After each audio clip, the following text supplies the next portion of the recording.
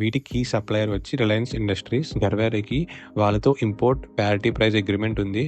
అంటే import price base చేసుకుని raw material price decide అవుతుంది. ఇంకా పీపీఎఫ్ కోసం టీపీయూ ఫిలిమ్స్ వాడతారు.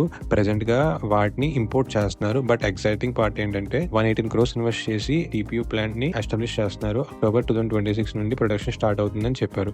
So in future TPU manufacturing కూడా వాళ్ళు ఇన్హౌస్ చేస్తారు. రెడ్ ఫ్లాగ్స్ లోకి వస్తే ఒకటే మెయిన్ రెడ్ ఫ్లాగ్ కనబడుతుంది ఏంటంటే వీళ్ళు రెమ్యునరేషన్ చాలా ఎక్కువ తీసుకుంటారు ప్రమోటర్స్. అండ్ ఈ రెమ్యునరేషన్ పక్కన పెడితే ఒక మేజర్ ఎక్స్పెన్స్ ఐటమ్ ఉంటుంది ప్రాసెసింగ్ ఛార్జెస్ అని.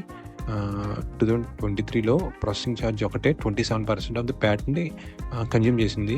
అది చాలా పెద్ద నెంబర్. 2024లో కూడా చూడొచ్చు, అబౌట్ 20% ఆఫ్ ప్యాట్ని కన్జ్యూమ్ చేసింది.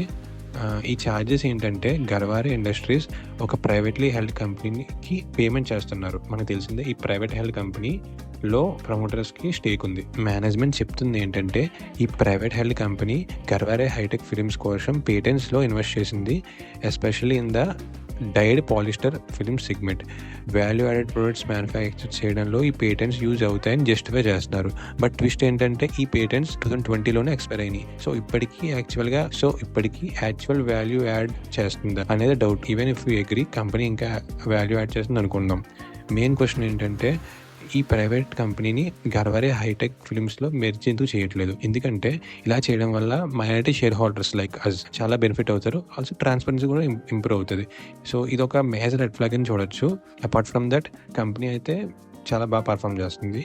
అండ్ కింద లింక్ చేసిన వీడియోలో లేటెస్ట్ ఎర్నింగ్ కాల్ కూడా డిస్కస్ చేసుకుందాం. Thank you.